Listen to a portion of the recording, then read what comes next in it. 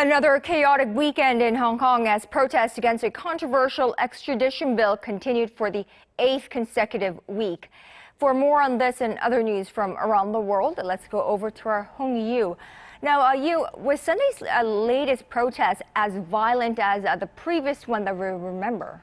Yes, Connyoung, the riot police used tear gas and rubber bullets to disperse thousands of protesters as they tried to break down barricades. Protesters wearing helmets, masks, and black shirt threw eggs at police as they tried to advance towards central Hong Kong. The demonstrations took place in two areas located at opposite ends of central Hong Kong for 2 nights in a row starting from Saturday. Hundreds of mostly young protesters were seen trying to break into the Chinese government's liaison office like the previous protests when they vandalized the building.